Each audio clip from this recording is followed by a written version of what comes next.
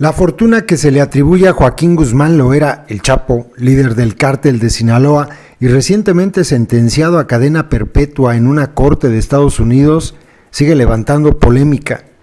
En algunos medios, como la revista especializada Forbes, se le atribuye una fortuna de entre 1,000 y 12,000 millones de dólares, lo que lo pone en un nivel similar a famosos empresarios, además de haber sido incluido en la lista de las 500 personas más poderosas del mundo por la revista Foreign Policy. Sin embargo, para el analista y especialista Edgardo Buscaglia, académico senior en Derecho y Economía de la Universidad de Columbia y director del Centro de Derecho Internacional y Economía del Desarrollo, no hay certeza de que esas cifras correspondan a la realidad, por lo que debe realizarse un análisis más completo sobre este tema particular. En entrevista con la revista Siempre, explicó que, de acuerdo a la experiencia internacional, la fortuna del Chapo se ubicaría en el rango de los cientos de millones de dólares. La metodología de Forbes no es confiable, dice, pero basado en los casos de jefes de organizaciones criminales importantes de otros lugares del planeta, y la de Sinaloa está en los primeros lugares en cuanto a diversidad de delitos y patrimonio neto, si contamos a los casos previos, podemos afirmar que la fortuna del Chapo Guzmán está entre los cientos de millones de dólares, seguro, y miles de millones de dólares habría que determinarlo. Todo esto a través de un análisis patrimonial ahora que está detenido, pero probablemente las autoridades mexicanas no han iniciado todavía un estudio en red del patrimonio de este hombre en manos de familiares y de socios en diferentes países, fideicomisos. Esta gente contrata ingenieros financieros que les arman toda una red patrimonial en todo el planeta. La mayor parte de esta red no está a nombre de ellos o de sus familiares. Encontrar esa telaraña de patrimonios requiere de una cooperación internacional que aún no se ha dado. Edgardo Buscaglia explicó que realizar una investigación para determinar la realidad del dinero en manos de un líder criminal, como es el caso de Guzmán, es algo muy parecido al armado de un rompecabezas. Las autoridades norteamericanas tienen un pedazo de este rompecabezas, dice. Las mexicanas tienen otro y las europeas otro. Los asiáticos tendrán otro. Hay que iniciar una investigación patrimonial que cubra todo el patrimonio de este hombre, y eso va a requerir muchos testigos protegidos que estén dispuestos a aportar información. Se conocen algunas propiedades y algunas fuentes de ingreso, pero la experiencia internacional indica que tenía dinero en muchos países, en paraísos fiscales y en fideicomisos que no están a su nombre por definición. Es como tratar de abrir uno de estos muñecos rusos que tienen muchas capas. Se pueden encontrar con empresas en Bahamas, en Europa, en Asia, y eso todavía no se ha iniciado, por lo que no se le puede dar un número específico a la fortuna. Un monto específico no es posible en este momento asignarlo. Aunado a todo lo anterior, con motivo de la sentencia que recibió de las autoridades de Estados Unidos, el gobierno mexicano se está coordinando con su homólogo de la Unión Americana para determinar la manera en que el dinero que se le decomise sea repartido entre ambos países. Al respecto, Buscaglia opina: todavía no se ha realizado una investigación patrimonial internacional de envergadura.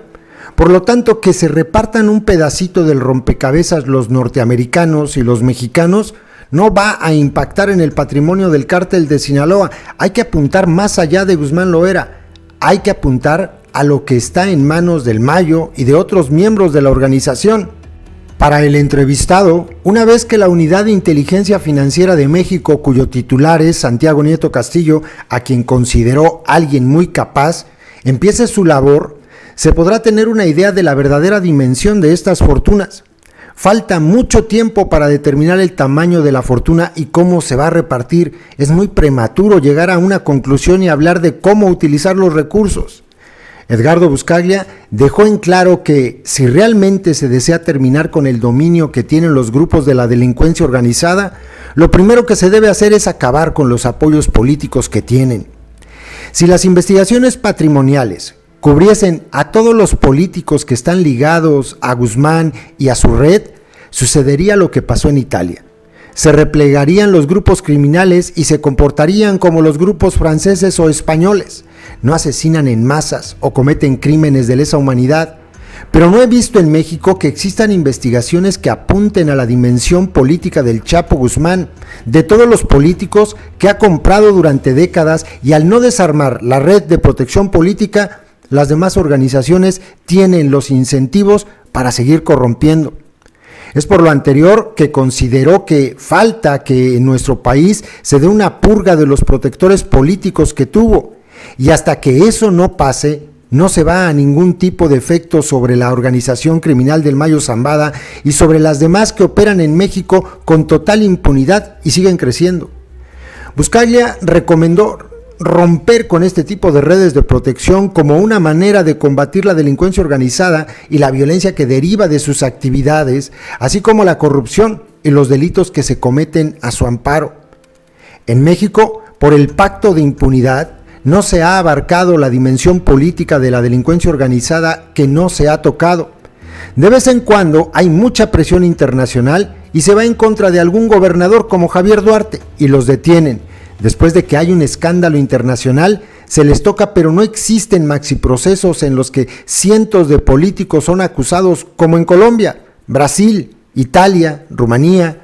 En México eso es ciencia ficción todavía. La gente que acompaña al presidente López Obrador son los mismos personajes que generaban impunidad con Felipe Calderón y Peña Nieto. Está la misma gente. Entonces, lamentablemente, no han cambiado las reglas del juego. Cambió el discurso político y eso es muy bueno. Además de que han llegado algunas personas como la que está a cargo de la Unidad de Inteligencia Financiera, pero con eso no se resuelve el cambiarle los incentivos a una organización de la envergadura de la del Mayo Zambada. Hasta ahora no veo ninguna de las políticas judiciales que se están aplicando en el caso del Cártel de Sinaloa que vaya a afectar a los incentivos de la delincuencia organizada mexicana. Van a seguir operando con la misma violencia e impunidad de siempre. Por lo que resta del año, luego de la sentencia en contra de Guzmán Loera y medidas como la entrada en operación de la Guardia Nacional en materia de combate al crimen organizado, Edgardo Buscaglia consideró que hay poco que esperar. El presidente es una buena persona, pero con ser una buena persona no se va a erradicar el cáncer mexicano que lleva décadas. No vemos que las políticas mexicanas hayan sido modificadas como para ir desmantelando las redes mexicanas que tienen presencia en 64 países del mundo. No vemos que se están cambiando las reglas del juego.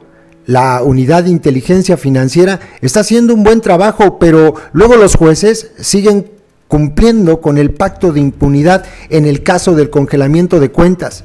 Las redes criminales no se desmantelan en su dimensión política. No existe un caso en la historia de la humanidad en que los grupos criminales hayan sido desmantelados sin que se rompa la protección política, y eso hasta ahora no se ha visto en México. Una opción que propone el especialista es permitir que la ciudadanía participe con auditorías sociales para determinar si hay dinero del crimen organizado en obras del gobierno, en especial en estados y municipios con presencia de estos grupos. En todos los países en donde se desmanteló a estos grupos criminales, la mayor parte de la información proviene de redes de la sociedad civil. Algunas tienen atribuciones incluso legales para auditar obras, lo que ha generado que la sociedad civil se convierta en punta de lanza en materia de denuncias.